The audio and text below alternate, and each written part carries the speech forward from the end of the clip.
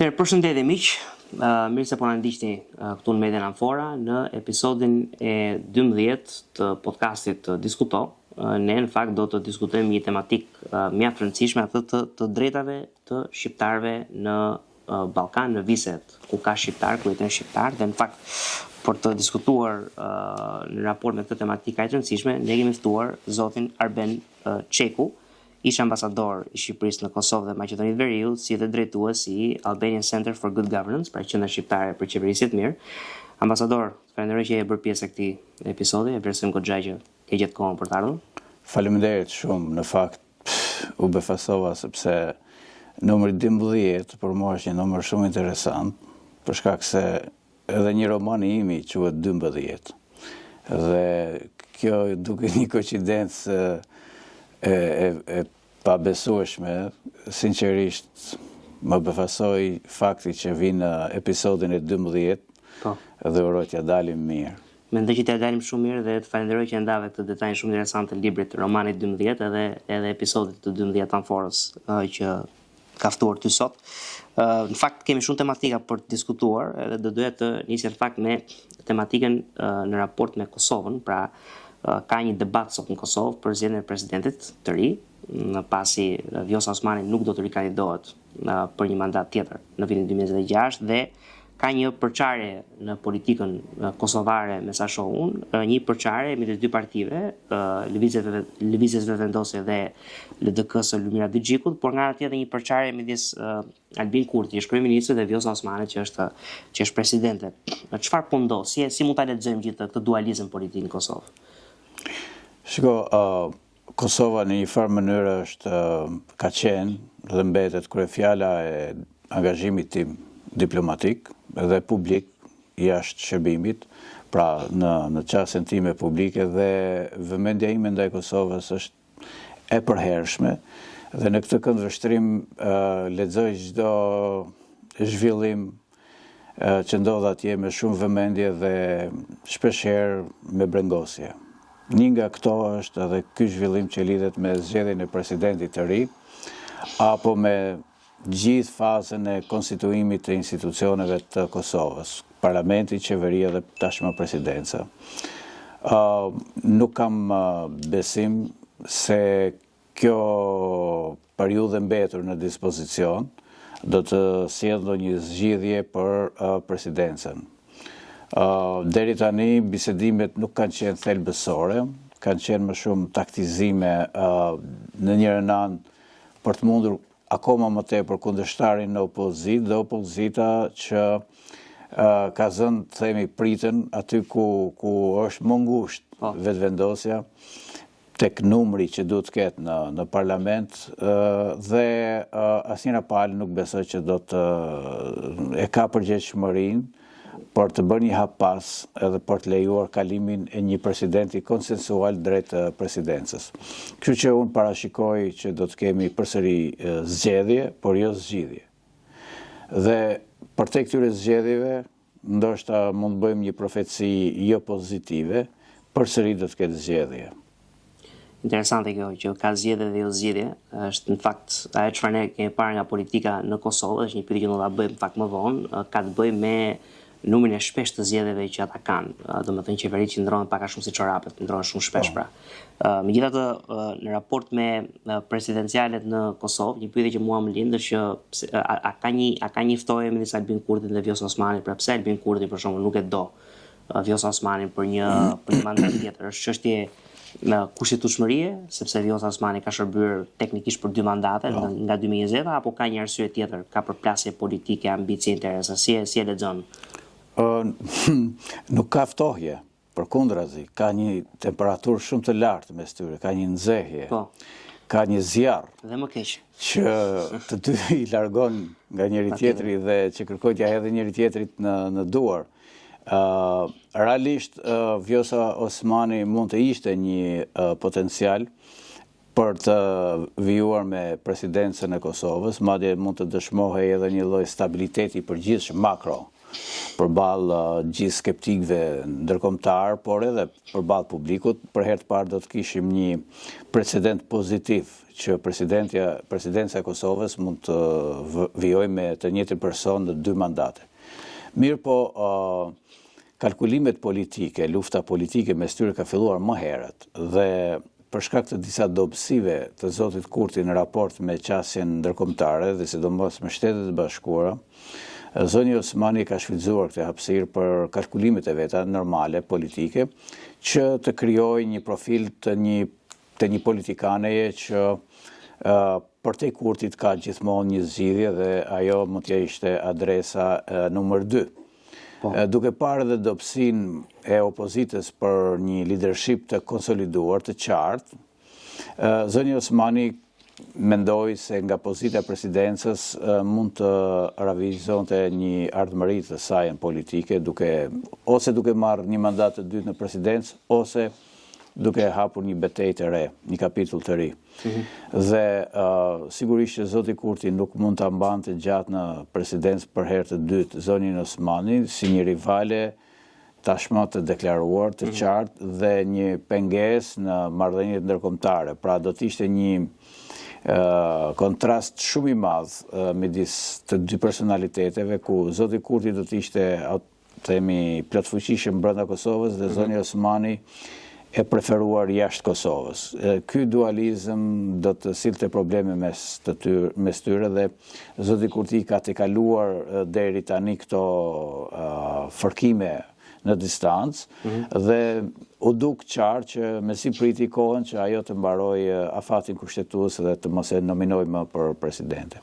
Edhe letra e fundit që letërkëmbimi me presidentin Trump i zonjës Osmani në një farë mënyre ishte në njërin anë mund të lexohet, po them diplomatikisht, në njërin anë një lajmërim që mua nuk po më zgjedhin më dhe nëse ke gjë për të ndërhyrë ose për të bërë, unë jam këtu si thosh në minutat e fundit, se do më higi avioni, ose nëse ka ndonjë vend, mund të ndërmerrin ndonjë hap, ose në të kundërt ishte edhe pjesa tjetër që e falenderonte edhe për të dhënë më kuptuar që mua po më largojnë nga presidenca, por e kam vullnetin, kohën, moshën, perspektivën, eksperiencën, nevojën publike që të angazhohen politikisht dhe kësaj t'ju vu theksi në mesazhin që ajo shpërndau nga letra e Trumpit. Pra, ne nuk e kemi pa letrën e saj drejtuar presidentit Trump, po kemi pa përgjigjen e presidentit Trump, nga ku kuptohet që zoni Osmani një farë mënyre falenderon dhe synon të mbajë këtë lidhje. Në fakt, përmendë shumë detaje interesante tek cilat unë do doja të ndalesha, sepse ti foli në fakt për këtë dualizmin politik midis Albin Kurti dhe Vjosa Osmani dhe në përgjigje të pyetjes time në një farë mënyrë the që është totalisht çështje interesash politike dhe fërkimesh politike për interesa politike, fërkime që në fakt zoti Kurti ka dhe me kryeministin e Shqipërisë, zotin Rama. Në raport me këtë me gjithmonë një dualizëm që kryeministi shqiptar ka me atë të Kosovës. Mendojnë që është një çështje strukturale, pra gjithmonë kryeministi i Shqipërisë përplaset me kryeministin e Kosovës sepse shqiptarët nuk bëhen dot bashkë dhe kanë ambicie politike njëri si për tjetrit, apo është një çështje që i përket Ramës dhe Kurtit specifikisht. Mos harrojmë dhe një detaj tjetër që do ta shtojmë. Po të shkojmë të kontrollojmë marrëdhëniet midis Sali Berishës si kryeministër dhe Hashim Thaçit atëre, të paktën me sa e mbaj mendun, me sa e njohun politikën, nuk kanë qenë marrëdhënie të ngrohta. Pra është çështje strukturale midis Shqipërisë dhe Kosovës, apo është një çështje midis Ramës dhe Kurtit veçanërisht? Shiko, në qoftë se marrim në tërësi traditën e marrëdhënieve të Shqipërisë me Kosovën, liderët shqiptar, pavarësisht se kanë qenë të majtë, të djathtë, përfshi Berishën apo të tjerë, marrëdhëniet me Kosovën i kanë patur korrekte dhe i kanë patur kryesisht institucionale, pavarësisht çësjes së tyre personale, ndërpersonale. Dhe për shembull, nëse kthejmë kokën pas midis Berishës dhe Thaçit, mund të kishte shumë arsye që mos të kishin marrëdhënie të mira, përkundrazi. Por të dy palët vunë në qendër interesat e vendit, pra të Kosovës, të Shqipërisë, kështu me radhë dhe synuan që të krijojnë një marrëdhënie në dobi të institucioneve të dy vendeve, të dy shteteve. Dhe është bërë maksimumi dhe janë ka përcyer shumë pengesa emocionale mes liderëve të asaj periudhe. Dhe në traditën e diplomacisë shqiptare ne kemi patur si leitmotiv Kosovën, duke vendosur Kosovën në qendër të marrëdhënieve tona me Serbinë. Pra nuk kemi anashkaluar kurrë Kosovën. Pra marrëdhëniet e Shqipërisë me Serbinë gjithmonë duhet të kalonin nga Kosova. Ky ka qenë ndërkohë që zoti Rama ka bërë një kalim apo. Dhe zoti Rama mendoi të bëjë një eksperiment që të afrohet me Serbinë për të mikluar edhe ndërkombëtarët, për të treguar që është më modern, më bashkohor, më vizionar. Dhe me atë tendencën që gjë dita bujën më mirë dhe më ndryshe se tjerët, bëri këtë që e afroi marrëdhëniet me Serbinë deri në nivelin e marrëdhënieve mes dy fqinjve.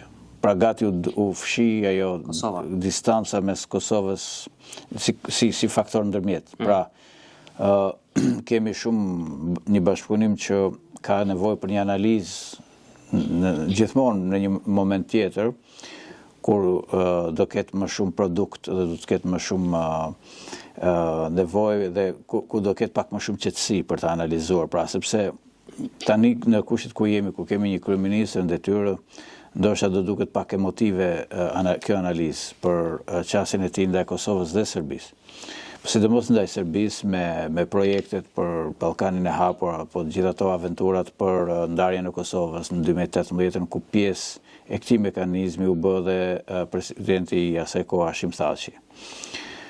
Për të ardhur tek Kurti dhe tek përgjigja juaj, tek marrëdhënia me Kurtin dhe tek përgjigja juaj, në fakt duket që të dy janë egocentristë, të dy kanë tendencë autoritariste, të dy duan të kenë një kontroll dhe duan të jenë në qendër të vëmendjes dhe luftojnë për leadership tek hapësira ndërshqiptare. Pra, secili në mënyrën e vet kërkon të jetë lideri i shqiptarëve, i botës shqiptare. Dhe këte nuk e mohojnë. Pra, fakti se të dy ndërhyjnë ose kanë gjetur mënyra për të interferuar në Maqedoninë e Veriut tek shqiptarët tregon se nuk janë dorë jashtë asnjëri prej tyre. Nuk mund të bëj një bilanc se kush është më fajtori, absolutisht. Zoti Kurti duke qenë një politikan i edukuar, një personalitet në fushën e vet, pra nuk është një njeri pa eksperiencë, ka një CV të lakmueshme të aktivizmit politik publik, pavarësisht se unë nuk jam pajtuar shpeshherë me disa nga lëvizjet e tij, sidomos në prag të shpalljes pavarësisë apo ato që kanë ndodhur pas, por në tërësi nëse e shohim si personalitet publik politik, ai është angazhuar dhe është bërë vetë si turshi i tillë, pra nuk ka trashëguar poste. Në këtë sens do thoja që pra e ka krijuar vetë lëvizjen vetëvendosje, ka ardhur drejt pushtetit vetë kështu me radhë, ndërkohë që zoti Rama nuk është se ka krijuar Partinë Socialiste. Pra Partia Socialiste e ka trashëguar dhe ai u bë një nga faktorët. Por kjo luftë mes të dyve për dominancë në hapësirën shqiptare ka sjellë shumë pengesa dhe të dyve do t'ju shënohet si tush not pakaluese, qoftë Kurti, qoftë Ramës.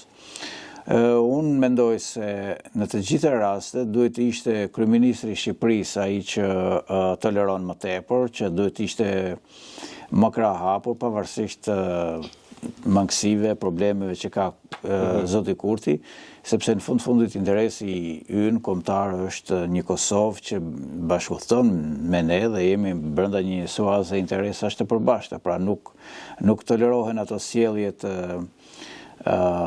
publike, themi, dhe gjestet publike që kryeministri i Shqipërisë bën ndaj kryeministrit të Kosovës për treguar. Nëse mund të bëj vetëm një ndërhyrje të vogël, siç ishte rasti për shembull i nuk e di çfarë takimi ishte ku Rama refuzoi të jepte dorën, po ishte në sy të gjithë të tjerëve, pra Kurti ishte ulur aty dhe Rama refuzoi të jepte dorën në mënyrë kështu, në mënyrë flagrante, arrogante pra para. Ose ja dha pa lëvizur nga vendi, ose gjeste të tilla domethënë që një ekip pranë tij, siç i nxorën atë videon e famshëm me Trumpin që po tallej, pra ai ka rreth vetes disa persona që mendojnë se mund ta lartësojnë me këto lloj gjestesh. Unë mendoj se nuk e lartëson zotin Rama sjellja personale ndaj Kurtit e kësaj mënyre. E dyta, jemi shumë mbrapa dhe jemi përfaqe zezë në raportet e bashkëpunimit real midis Kosovës dhe Shqipërisë. Nuk do të hyni një bilanc, por mund të them vetëm me kaq fjalë, që jemi shumë keq dhe mund të kishim bërë shumë më tepër.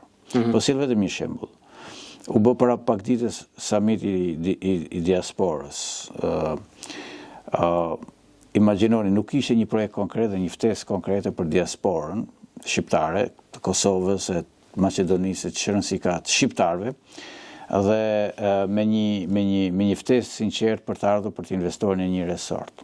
Pra, imagjinoni sa miliarder shqiptar ka sot në botë, në Amerikë, në Europë, e kështu me radhë, të cilët janë shumë më të sinqert, shumë më të dëshiruar dhe shumë patriotë dhe kanë dhënë kontribut dhe do donin të vinin për shembull të investonin në një resort turistik në gjithë këtë linjë të gjatë të Bregdetit shqiptar. Askush nuk i fton. Shkoj me gjemë lloj marifetqiu duke e përzierë edhe me offshore, duke e përzierë edhe me grupe që nuk i dim se si do të jenë, duke na vënë edhe gjoba në arbitrazhe, duke na lënë edhe borxhe dhe probleme mbrapa.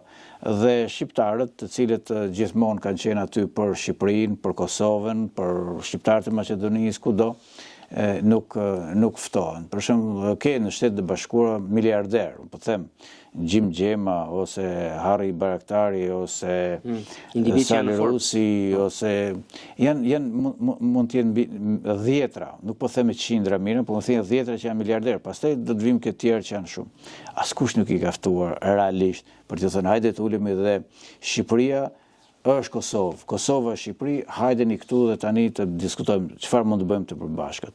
Urdhëroni, keni një pjesë të Bregdetit dhe ju duhet të investoni që turistë nga diaspora, të reja, me miliona shqiptarë që janë në diasporë, ta kishin këtë si një adresë. Pse se bëjnë këtë provë? Por neve na ka zënë syt korrupsioni dhe neve na ka zënë syt internacionalizmi financiar, se dikur kishim tjetër internacionalizëm, sot kemi internacionalizmin financiar dhe ne lobojmë e vrapojmë pas grupimeve, njerëzve të cilët nuk kanë asnjë lidhje, asnjë dashuri me Shqipërinë, me Kosovën, me shqiptarët, me ardhmërinë tonë ekonomike. Kjo është ajo një nga, po nuk dua të zgjatëm sepse Jo, ti në fakt fole the shumë gjëra interesante dhe do të nisja kjo e fundit. Mendoj që një për arsye pse në fakt nuk ftohen këta individë që ti përmendë që janë multimilionerë ose miliarderë shqiptarë në diasporë, sepse ata që merren me projekte në Shqipëri, siç unë dhe ti e dim, janë prestanome të korrupsionit. Pra njerëz të cilët thjesht parkojnë ose çojnë paratë e korrupsionit. Diku hiqen si investitor dhe në fakt thjesht parkojnë paratë e korrupsionit në një projekt. Pra këtu është thjesht çështje pastrimi parash, nuk është çështje që tyre u mungon vizioni. Këta nuk duan ta bëjnë sepse kanë tjetër agjend. Nga ana tjetër, për të rikthyer pak ke marrëdhëniet midis Shqipërisë dhe Kosovës. Në këtë kurs të ri që zoti Rama i ka dhënë këtyre marrëdhënieve duke ja anashkaluar Kosovën, çfarë roli ka Beogradi? Pra, është Beogradi zyrtar, Serbia e interesuar për të vendosur një mur midis Shqipërisë dhe Kosovës dhe për ta trajtuar Kosovën si një çështje të Serbisë me cilën Serbia mund të negociojë direkt me Shqipërinë? Hiqja pikpyetjet që i vure, dhe kjo është përgjigje.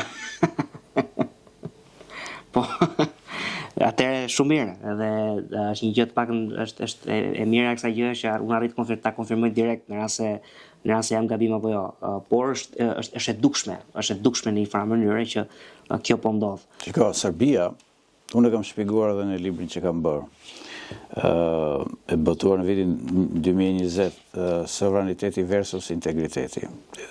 Përplasja e një histori të dialogut mes Kosovës dhe Serbisë. Dhe aty them që kam nota shumë kritike për qasje ndërkombëtare sa i përket dialogut Serbi-Kosovë. Kurthit në të cilin u fut Kosova me bisedimet me Serbinë në Bruksel. Bisedimet e Brukselit kanë qenë një dështim mes palëve, por në fakt ato bisedime nëse kanë dështuar sepse nuk kanë patur garancinë e zbatimit nga Bashkimi Evropian. Pra në qoftë se mund të konsiderojmë një dështim Bashkimit Evropian, është edhe kjo. Nuk po them edhe për çështje të tjera më madhore. Çfarë interesi ka Bashkimi Evropian për shembull të uli, se ti po i referosh marrëveshjes Brukselit në 2013? Ç'është interesi i BE-s për t'i ulur të dy bashkë? Shiko, pati një lobim nga Serbia nga Rusia dhe nga vende influente që ndikojnë në Bruxelles. Tani nuk mund themi që Bruxelli ka marrëdhënie vetëm me shqiptarët dhe me Kosovën. Sigurisht jo. Edhe ne jemi populli i zgjedhur i Shteteve të Bashkuara. Gjithë popujt, gjithë vendet kanë historinë e tyre të marrë me Shtetet e Bashkuara dhe me Bashkimin Evropian, kanë edhe marrëdhënie të tjera. Mos harrojmë që Shqipëria ka qenë jo vetëm një vend i izoluar, por një vend armiqësor me shumë vende të Bashkimit Evropian. Po. Ndërkohë që Jugosllavia dikurshme, Serbia, ka qenë e hapur, ka patur marrëdhënie të veta dhe ka një histori, ka një trashëgimi të këtyre marrëdhënieve. Pra nuk mund ta bëjmë kapërcimin kaq të lehtë.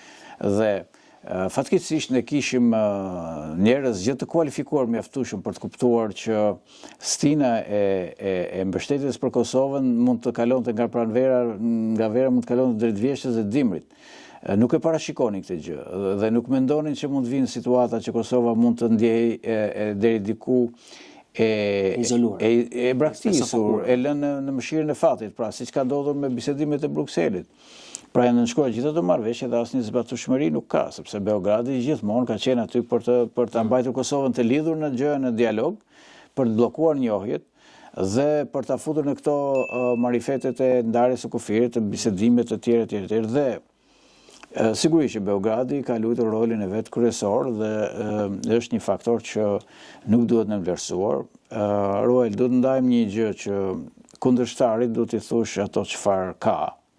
Sepse në qoftë se ti e minimizon, e anashkalon, bën sikur se ekziston, bën sikur e nënvlerëson dhe nuk do ta paraqesësh, është shumë e dëmshme. Për shembull, po të dëgjosh opinionet dhe mediat, qendrat studimore të pavarura në Serbi e të varura të tjerë, ju nuk e keni idenë se sa me rrezik paraqiten ata përballë shqiptarëve dhe Shqipërisë, pra na shohin si një rrezik shumë të madh.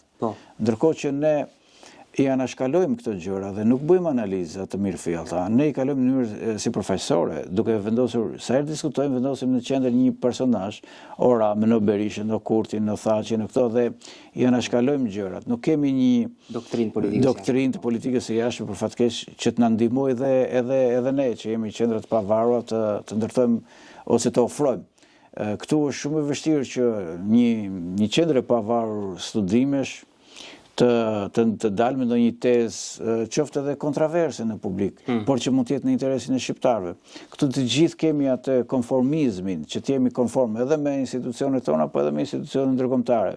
Ndërkohë që në Serbi të gjitha debatet dhe diskutimet janë aty. Pra, prej asaj që thonë që Kosova është e humbur, është e pavarur dhe shteti na gënjen, deri tek ato që japin projekte që mendojnë që Kosovën mund të rimarrin mbrapsht. Pra, imagjino sa është spektri i mendimeve nga brenda dy skajeve.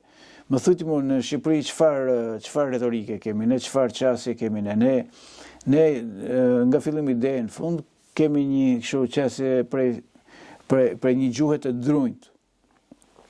Nuk e kemi lirinë për të shprehur për gjërat që mund të na ndodhin nesër. Dhe nga ana tjetër, mendoj që ne kemi diskutuar edhe në emisionet të tjera të Anforës të gjë, që të podcasti, që si popull ne jemi pak, nëse mund ta themi, tribal, në sensi që fiksohemi shumë me individët. Pra, po të shohësh për shembull debatet që bëhen në raport me Shqipërinë, Kosovën, në Serbinë, gjithmonë qëndërzohen rreth individëve. Pra, Rama, Kurti, Vučić, po ti vesh edhe gazetarët dhe analistët merren vetëm me emra dhe jo me strategjitë, me masterplanet, me ato doktrinën e mirëfillt politikës jashtme që ne na mungon. Ti përmende, dhe dua të them diçka tjetër përpara se të bëj pyetjen tjetër. Për të bërë avokatën e djallit dhe dua dhe mendimin tënd. Evropianët dhe amerikanët thonë, ne e çiruam Kosovën në 99-ën, ja dham pavarësinë në 2008-ën, tani që Serbia të mos na shkojë komplet në krahun rus, në kora rreziqesh nga Rusia, ne duam ta afrojmë pak. Pra, i kemi marrë këtë tokën dhe i kemi bërë shqiptarët pavarur aty, po tani duam ta afrojmë. A nuk duket racionale kjo si okay, dakor, duket është interesin ton, por a nuk është racionale nga perspektiva BE-s Amerikës si ta kërkojnë ta mbajnë Serbinë në kampin perëndimor duke i thënë që Kosova nuk preket, po çdo gjë tjetër ju e merrni. Si e shes si logjik? Shiko, së pari lidhur me çfarë the për këto figurat, se debati diskutohet rreth figurave, kjo nuk është thjesht shqiptare, është përgjithsisht ballkanike, në tërësi është ballkanike, po çosh edhe leadershipin në vendet tjera të Ballkanit kryesisht shkon mbas emrave, është një traditë, nuk është thjesht tribale shqiptare, por është një traditë dhe është një mentalitet ballkanik kryesisht. Jo se du të justifikoj gjithë varësinë që ne krijojmë ndaj leadershipeve të saktuara, por në tërësi kjo është një lloj mentaliteti që vjen nga e kaluara, nuk e di nga se dhe sa thellë është ajo, nuk po hym. Lidhur me këtë që të çastin e Shtetet Bashkuara ndaj Serbisë, edhe të Bashkimit Evropian ndaj Serbisë dhe Kosovës. Shiko, ne këtë nuk ishim llogaritur që në fundit e gjithë marrëdhënia ndërkombëtare është një konvergjencë interesash. Dhe do të ishte në interesin edhe të Shqipërisë, të shqiptarëve që Serbia të jetë anëtare në NATO, të jetë anëtare e Bashkimit Evropian. Sepse duke qenë brenda familjes europiane, nuk agreson dialogu dhe çdo marrëdhënie mes Kosovës e Serbisë është më e lehtë, edhe është, themi, ka një perspektivë krejt tjetër. Në qoftë se ne ushqim, themi, propagandën që duan ta shohin Serbinë të shkëputur dhe të jetë një kukull e Rusisë në Ballkan, atëherë sigurisht që kjo nuk është sjell ndonjë dobi për ne. Sepse do të shtoj më shumë investimin dhe interesin euro-amerikan për ta kthyer Serbinë aty ku duhet. Dhe ka patur vërtet një harxhim energjish edhe iluzione që Serbia mund të bëhet europianiste, mund të bëhet atlantiste e kështu me radhë. Por vetë populli serb dhe shumica e serbëve nuk është se e duan këtë gjë, sepse ata nuk e kanë atë kompleksin, themi, dhe dëshirën që të jenë patjetër në NATO, patjetër në BE. NATO në ato e shohin si agresor, nuk e harrojnë, themi, bombardimin e 99-s, dhe vetë propaganda ruse i mshon kësaj gjëje. Pra, synon të edukojë gjithë brezat në Serbi që ta kenë fiksim ku të shohin NATO-t, ta shohin si një avion që hedh bomba mbi Beograd, mbi shtëpitë e tyre. Kurse Bashkimin Evropian ta shohin si një klub interesash me të cilin mund të luhet. Dhe kanë gjetur kanalet e luajtjes edhe kanë edhe atë platformën e tyre të marrëdhënieve ndërkombëtare ku nuk heqin dorë nga partneriteti strategjik me Rusinë. Ne kemi me Shtetet e Bashkuara, ata kanë me Rusinë. Pra këtu rrugët tona ndahen. Dhe nuk ka patur asgjë të keqe negative kundër Kosovës, fakti që ata janë investuar për ta tërhequr Serbinë, për ta bërë më euroatlantiste, por problemet që kanë ndodhur në Kosovë nuk kanë ardhur për shkak të kësaj. Kemi realist, kanë ardhur për shkak të mendjelehtësisë dhe pabërgjeshmërisë e leadershipit të Kosovës shpeshherë, i cili e ka marrë for granted pavarësinë, stabilitetin, zhvillimin, mbështetjen, miqësinë. Për të patur miqësi dhe marrëdhënie duhet të investosh. Për të patur këtë bisedë që ne po bëjmë, duhet të vija nga Tirana deri këtu. Sigurisht. Pra, çdo gjë ka një kohë, ka një themi një segment lëvizje, ka një investim të caktuar. Nuk investosh pra. Kapital politik që në Kosovë u kriju ajo ideja që Shtetet e Bashkuara kanë zgjedhur Kosovën dhe Kosova është, si thosh, një nga shtetet e Shteteve të Bashkuara. Ky është iluzioni i gabuar dhe kjo çojë në dy gjëra, në rritjen e korrupsionit dhe keqëqeverisjes, dhe për këtë arsye një forcë tjetër përgjithsisht anarkiste, siç ishte vetvendosja, të vijë në pushtet, sepse njerëzit u lodhen. Ashtu siç janë lodhur edhe në Shqipëri. Në Shqipëri njerëzit janë lodhur dhe në çdo moment që mund të ketë një shkëndi që mund të sjellë një shpresë, një ndryshim, të jeni të sigurt që vota popullore do të japë. Atëherë mos të qahen, mos të mërziten, sepse do të ndodhe njëjta gjë si në Kosovë. E njëjta gjë si në Kosovë. Jemi të sigurt, se e kisha një pyetje në fakt që ti erdhe vetë aty. Jemi të sigurt që kjo do ndodhi sepse në Kosovë për shembull ne kemi parë një parti si Lëvizja Vendosë, një parti antisistem që thyen atë duopolin politik PDK-LDK dhe vjen në pushtet. Ndërkohë që për shembull në 11 maj këtu kishte 10-15 herë më shumë arsye sipas mendimit tim për të bërë ndryshimin dhe partitë e reja të vogla përfunduan me 4 mandate si kokoshin i thel. Pra pse shqiptarët e Kosovës janë më demokratik, më pluralist, dhe shqiptarët e Shqipërisë janë më autoritaristë? Pse është kjo gjë? Sepse shqiptarët e Shqipërisë janë më shumë tradicional në votën e tyre. e kanë më të vështirë të shkëputen nga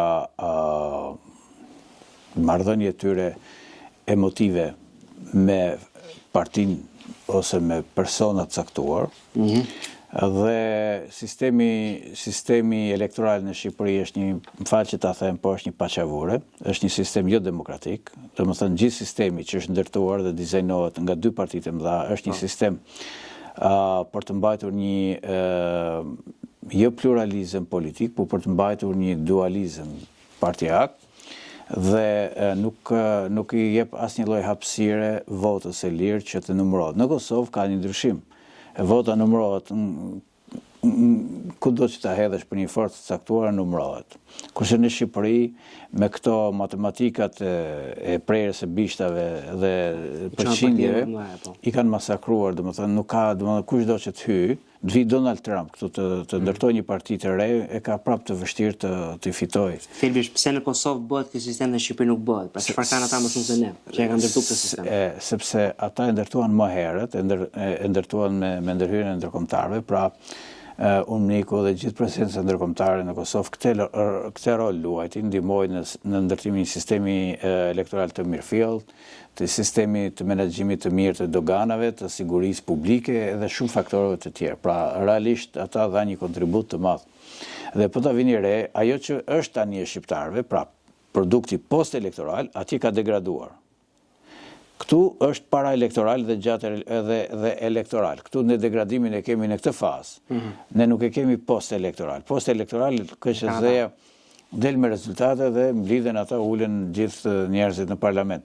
Kurse atje fillon sherrri dhe debati. Thua post-elektoral ndrimi qeverive, pra këto. Po, produkti post-elektoral, pra pasi mbarojnë zgjedhjet, pasi numërohen zgjedhjet, pasi certifikohen zgjedhjet. Fakti që partitë atje kanë vështirë të bëjnë pazare, siç bëjnë partitë tuse. Këtu për shembull qeveria mund bëhet shumë kollaj. Do ishim në atë skenar. Shiko, këtu problemi është se të dy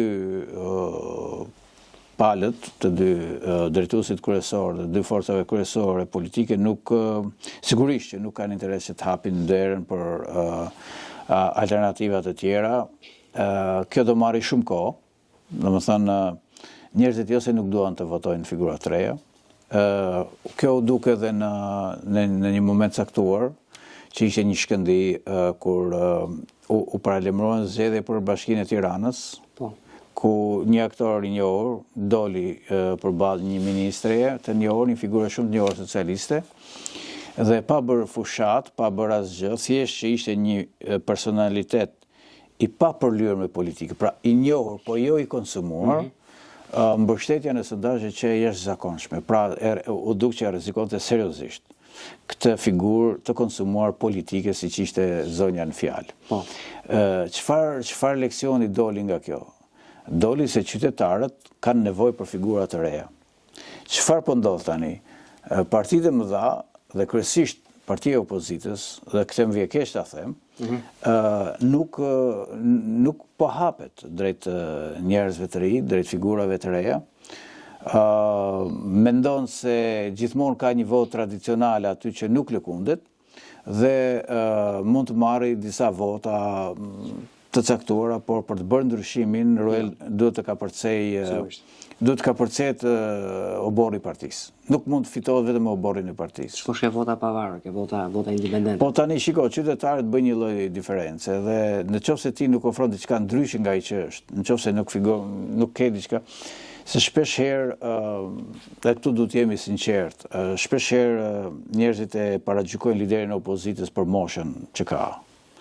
Në fakt është gabim, nuk është mosha biologjike. Është mosha politike. Është mosha politike. Pra, dhe ti ke shumë të rinj që janë në komplet të mykur. Unë mendoj që zoti Berisha ka luajtur një rol në historinë e demokracisë në Shqipëri dhe i ka provuar të gjitha postet, pra ka qenë 2 herë lider opozite, ka qenë kryeminist 2 mandate, ka qenë presidenti i Shqipërisë, figurë nderuar e gjitha me radhë.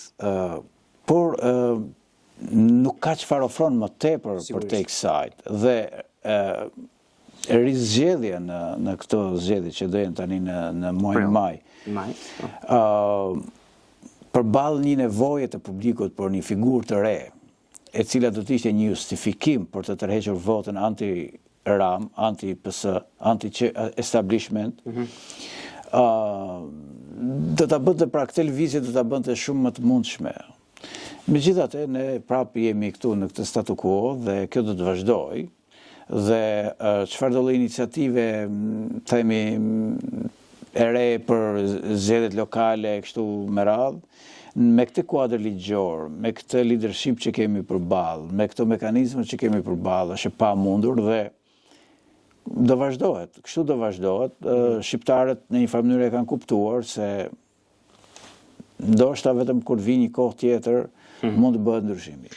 Unë gjithmonë kam thënë ato shkrimet e mia që sipas bindjes time, po të shohësh të tranzicionin politik 35 vjeçar, arrin në konkluzionin, të paktën sipas bindjes time, që shqiptarja ka arritur masën maksimale të emancipimit politik dhe kulturor. Nuk shkon më shumë se kaq. Dhe fatkeqësisht kjo shoqëri i pati alternativat e reja shumë imperfekte, po i kishte aty dhe refuzoi të votonte sepse ka një lidhje me partitë tradicionale dhe kjo është arsyeja për shkak pse ne tani po diskutojmë nevojën që ka Partia Demokratike të hapet dhe të qarkullojë gjakun politik, të ketë mundësi të lejojë zgjedhjet, të kalojë oborrin e vet, sepse është vetëm një parti që mund ta bëjë ndryshimin, sepse ky popull nuk i voton partitë e reja. Por një gjë mund ta themi përsëri këtu, nëse themi Partia Demokratike nuk do të bëjë asnjë lloj ndryshimi, pas zgjedhjeve lokale, ose ndoshta bashkë me zgjedhjet lokale, po në vijimsi, sigurisht që do të ketë tendenca për alternativa të tjera, sepse njerëzit nuk mund të rrinë të presin. Unë do doja të ishte ashtu, por e dyshoj shumë. Dhe mendoj që PD-ja mund të ketë rrudhje të vogla, por do të atë bazën 400.000 deri në 500.000 votues, PD-ja do ta ruajë dhe Berisha në krye të PD-s këtë do monopolin e opozitës ta mbajë atë parti ashtu, sepse e di në fakt, ambasador, sipas mendimit tim, e di që ky popull nuk i voton partitë e reja. Se ky popull e kishte në dorë, 11 maj aty ishte. Kishte mundësi të votonte. Pse nuk i votoi? Në politikë asnjëherë nuk thuhet kurrë. Domethënë gjithçka mund të ndodhë. Sigurisht.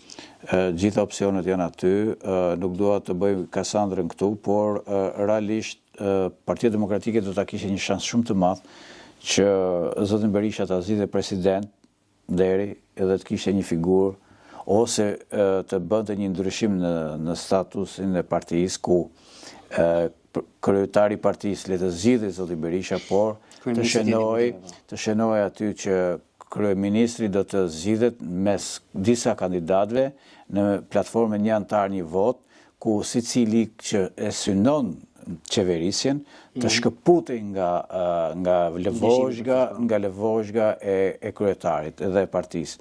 Kjo ndoshta do të ishte një zgjidhje kompromisi shumë e mirë për të arrisjellë Partinë Demokratike në pushtet. Në kushtet që kryetari i partisë kërkon të bëhet edhe kryeministër, kjo duket e vështirë, për mendimin tim. Do doja në fakt që nga Shqipëria se diskutuam Kosovën, diskutuam Shqipërinë, por ju keni qenë ambasador dhe në Maqedoninë të Veriut. Dhe në fakt unë kam parë me shumë shqetësim protestat e studentëve shqiptar, të cilët atje pretendojnë se gjuha shqipe po i nëpërkëmbet, por nuk janë hapat, nuk është hera e parë që regjimi i Shkupit kërkon të shtypë dhe të marginalizojë shqiptarët. Shiko, pyetja që unë kam ambasador është një rast sporadik ky, domethënë këta po ankohen kot në një farë mënyrë, apo këto janë përpjekje institucionale, strukturale të djathtas apo të djathtas ekstreme në Maqedoninë të Veriut për të marginalizuar pakicën shqiptare, te që mbetet, duhet thënë, gjuha shqipe, pra gjuhën e tyre kanë gjuhë zyrtare të Maqedonisë së Veriut. Shiko, fakti që ka protesta është lajm i mirë, sepse aty ku lëvizin studentët, ku lëviz rinia, është edhe ardhmëria. Sigurisht. Para. E dyta, mund të ketë indicje dhe prapavija politike, nuk e mohoj, por në thelb studentët kanë të drejtën e tyre për të protestuar, për një çështje legjitime, siç është e drejta e përdorimit të gjuhës në arsim e kudo tjetër. Fakti që ka probleme do të thotë se edhe partitë politike që janë sot në qeverisi, në bashkëqeverisi me VMRO-n, por edhe ata që ishin dje me VMRO-n, por edhe me LSDM-n, nuk i kanë kryer siç duhet detyrat ndaj shqiptarëve. Pra duhet kishin punuar më shumë. Dhe përveç kësaj mund të numëroj edhe shumë mangësi të tjera dhe shumë probleme të tjera që lidhen me statusin e shqiptarëve në shtetin e përbashkët të Maqedonisë së Veriut. Gjuha shqipe sot është në diskutime se është një lloj ambiguiteti juridiko-politik, shoqëror dhe etnik, se sa është zyrtare gjuha shqipe në Maqedoni dhe sa nuk është zyrtare. Pra, ku është zyrtare, ku është zyrtare. Ju e dini që në jurisprudencë thuhet që djalli fshihet në detaje. Sigurisht. Dhe këtu djalli nuk fshihet shumë në detaje, këtu djalli duket sheshit, sepse e kanë bërë të tillë në kushtetut që ti mund ta interpretosh si të duash çështjen e zyrtarizimit të gjuhës shqipe. Zgjidhja më e mirë, më e sinqertë, më afatgjatë do të ishte që të thuaj që në Republikën e Maqedonisë gjuhë zyrtare janë gjuha e Maqedone dhe gjuha shqipe. Pikë.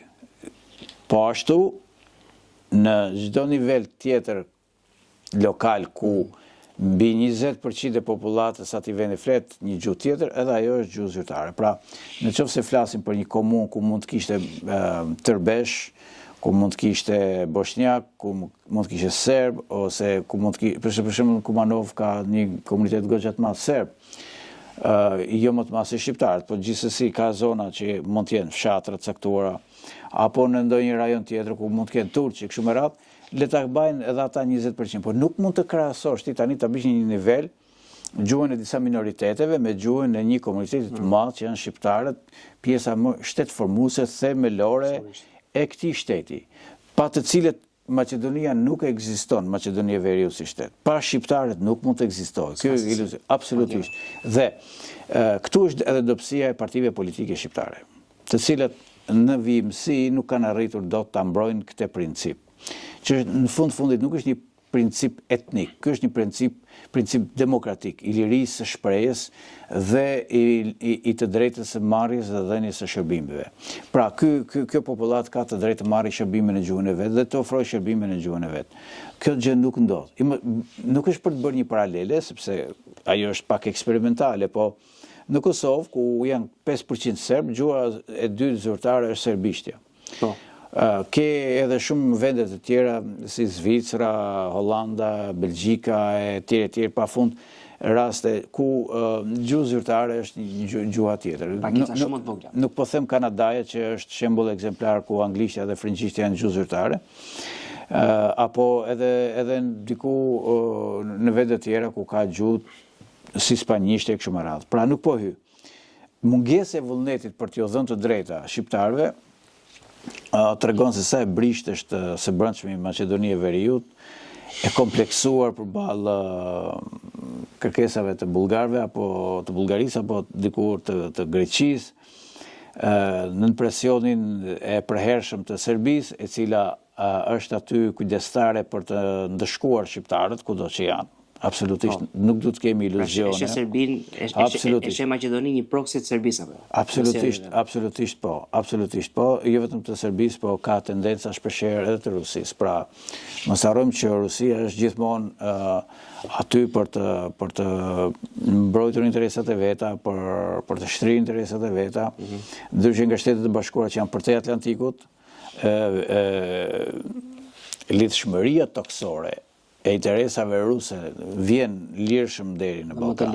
Është më ndryshe dhe është afatgjatë edhe përhershme konsistente. Pra nuk është në faza të caktuara ku në Amerikë njerë vjen një president që është më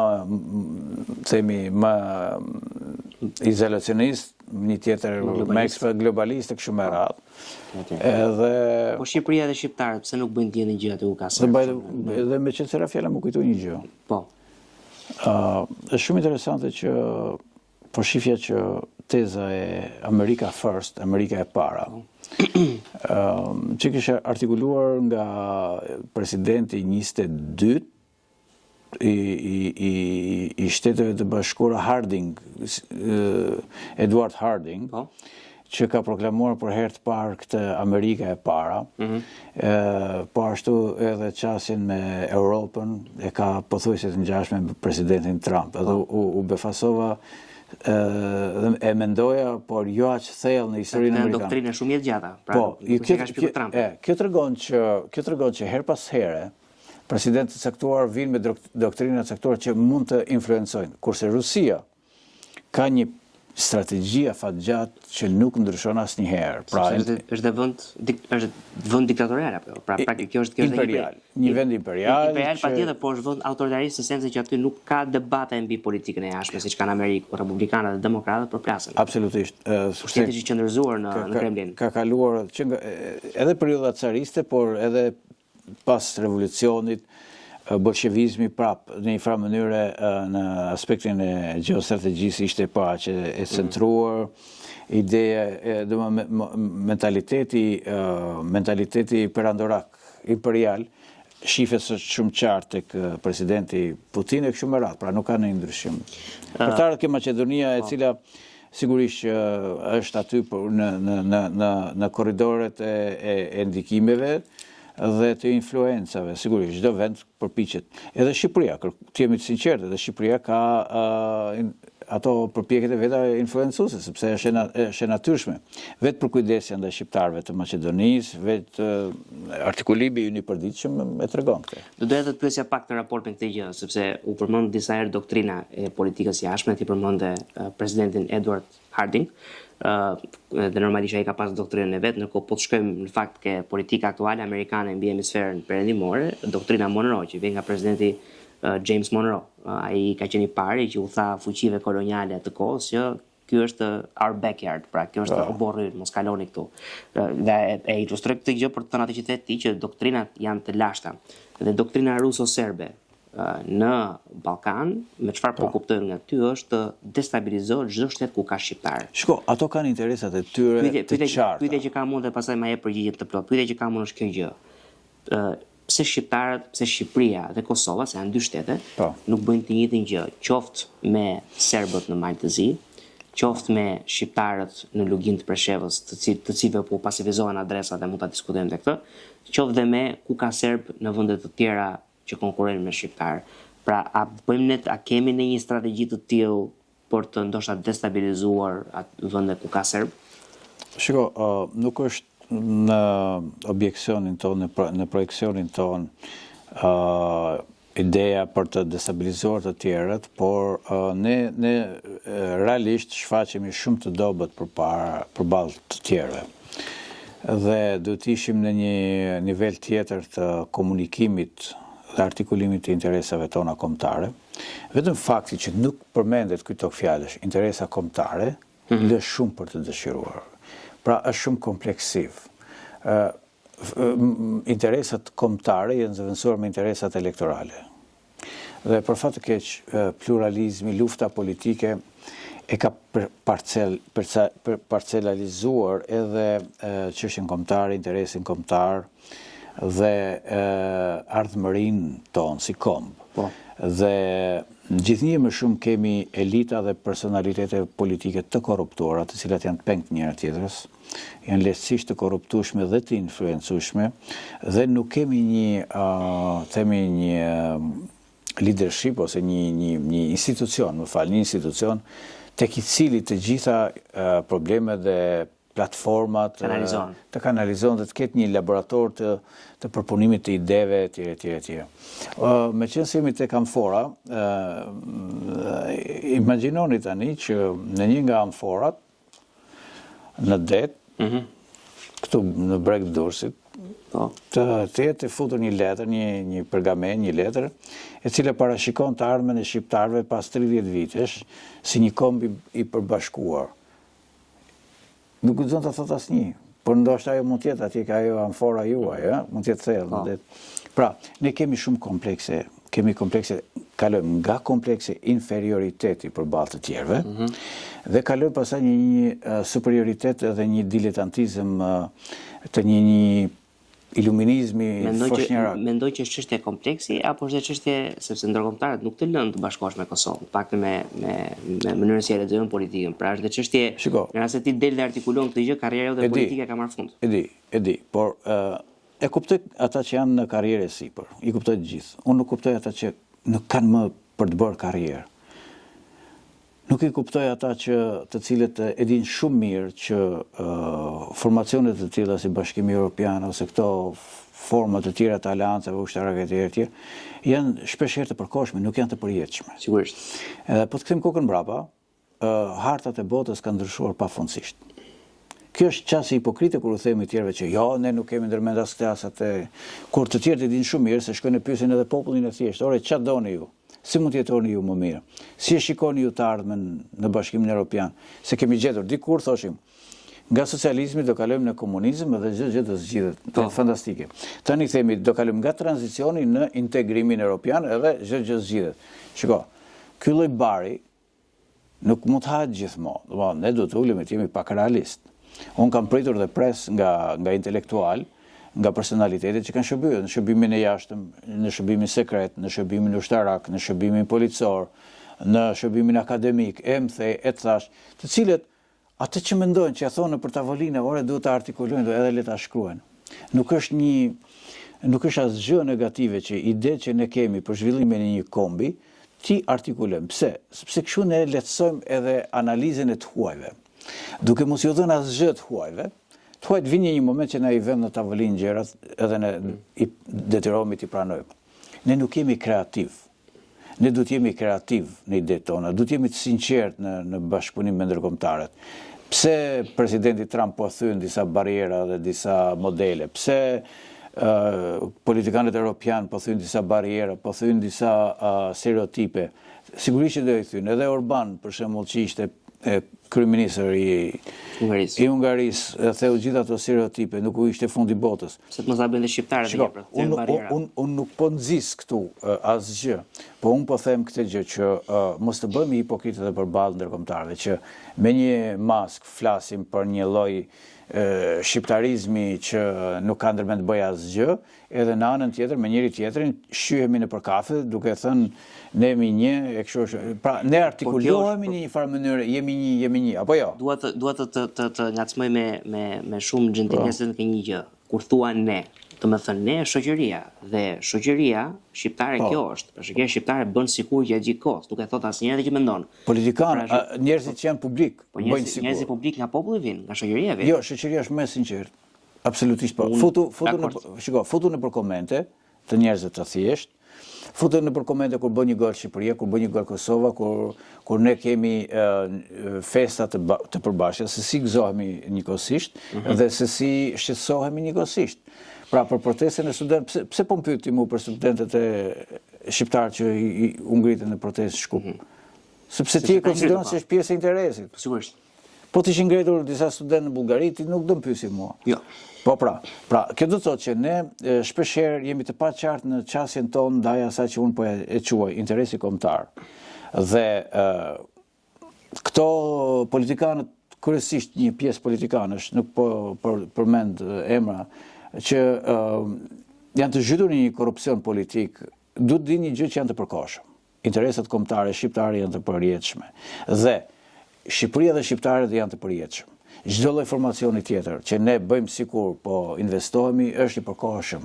Dhe ne edhe për të hyrë në Bashkimin Evropian do të hyjmë me kokën lart, nuk do të hyjmë me kokë ulur, sepse nuk jemi fajtor. Dhe mbi gjitha duhet ka dhe një gjë tjetër që do ta lë ta vazhdosh logjikën, por një gjë do të për Bashkimin Evropian dhe kemi përmendur në episode të tjera të këtij podcasti që politika jonë dhe shoqëria jonë në përgjithësi ka këtë që t'ia përmendë këtë ide që nëse ne futemi në BE çdo gjë do zgjedhet, ndërkohë që e tha edhe dia ambasadori Gonzalo, na e ka thënë dhe Marta Kosi para ca kohësh, që të futesh në Evropë duhet të arrish standardet, pra jo të bësh sikur, pra jo të shesësh qumshin rrugë, apo të normalizosh korrupsionin, siç na e tha dhe Marta Kosi që këtu korrupsioni është i pranuar.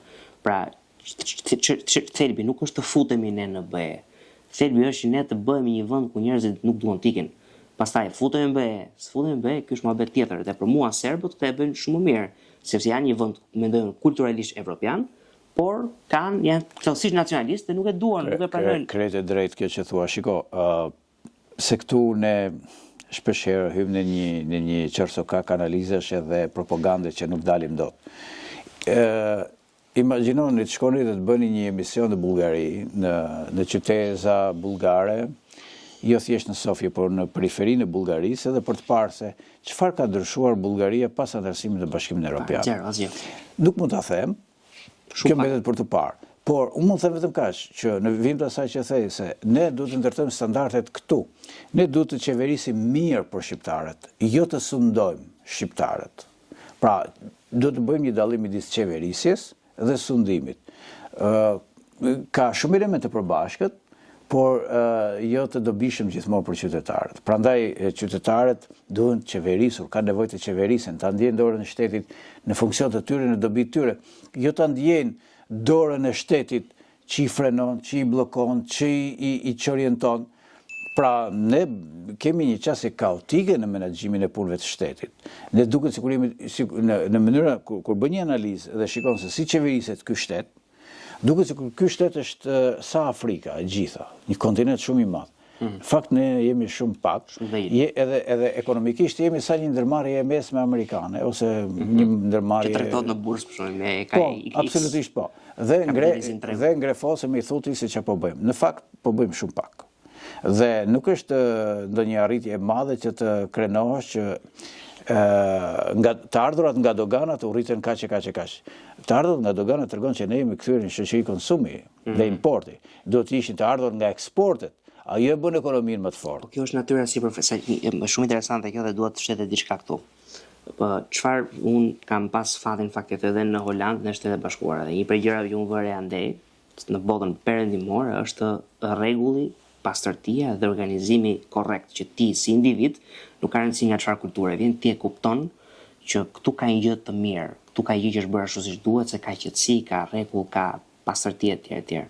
Në Shqipëri fliten për këtë gjë që thua ti, pra u rrit ekonomia me kaq përqind apo ul me kaq përqind. Në një kohë kur ti ke makina që parkohen mbi trotuar, makina që parkohen ke vijat e bardha, produkte që shiten akoma në rrugë, hapësira publike ku njerëzit të kërkojnë lek, pra këto janë vese jo të botës dytë, këto janë vese të botës tretë. Pse nuk flet njëri për këto? Shiko. Të quajnë budalla kur flet për këto. Ky është problemi. Meqense ke pas ke jetuar andaj dhe të trajtojmë edhe një çështje për të dhënë një përgjigje kësaj pa hedhur shumë themi, pa hedhur shumë krip mbi plag. Në Shtetet e Bashkuara, liria dhe barazia. Pra, është një shtet ku funksionon liria sepse funksionon barazia dhe funksionon drejtësia. Pra, ti kur shkon atje, je i barabartë. Pra, këtu nuk je i barabartë. Këtu je i lirë. Je i lirë, por çfarë ndodh me lirin kur ti kryen një veprim. Dhe ta marrim me këto që me lirinë të folurit, të shprehur. Pra, freedom of the speech, but what's happened freedom after speech. Pra, liria të folurit, po çfarë ndodh me lirin pas të folurit. Pra, ti thuaj çfarë dush, por ki kujdes. Pra, në postimet që bën Facebook, në kritikat që bën në qeveri, kritikat që i bën opozitës. Për shembull, mua më shohin shumë kritik sepse un dua të them që ku është problemi sipas mendimit tim dhe ku duhet ndryshuar për të mirën. Jo për të keq, s'kam asgjë personale me askënd. E kam thjesht parimore. Dua që gjërat të ndryshojnë për të mirën e vendit se kemi zgjedhur të jetojmë këtu. Pra, nuk mjafton të ketë vetëm liri Shqipëria, këtë lirin që themi ne që ka liri, duhet të ketë barazi, duhet të ketë drejtësi. A është barazia në funksion? A është drejtësia në shërbim? Kjo dy pikë pyetje që mund të bëjmë edhe një emision tjetër më vete. Por për të dhënë përgjigje gjithë atyre që po pyesi, u ndala ke këto dy elementë, se standardet duhet i ndërtojmë këtu.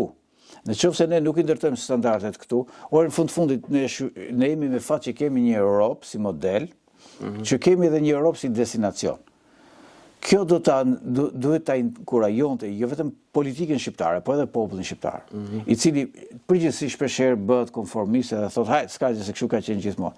Sepse ne kemi trashëguar një izolim, kemi trashëguar një varfëri ekstreme, kemi trashëguar një mungesë lirie të shprehurit dhe jemi të gjithë në një farë mënyrë të kompleksuar. Por realisht ne jemi me fat që mund të kemi një model dhe ta ndërtojmë këtu.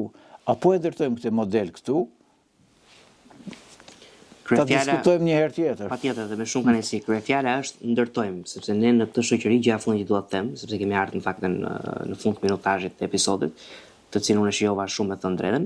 Domethënë ajo që ne na thuhet është kjo që ne do na e bëjnë, domethënë fajin e kanë politikanët, na e bëjnë politikanët, na e bëjnë evropianët, na e bëjnë të huaj, ndërkohë që shoqëria vetë duhet të arrijë koshiencën e nevojshme shoqërore dhe kulturore për të bërë ndryshim që në fakt duket larg, sepse mundësia po nga një lloj dhe sigurisht kur mundësia nga një lloj, sado kulla të mbinë, ti do ngelesh po një lloj si shoqëri. Vetëm një ditë të mos e shesim votën, vetëm një ditë të mos e shesim shpirtin dhe ndryshimi do të bëhet.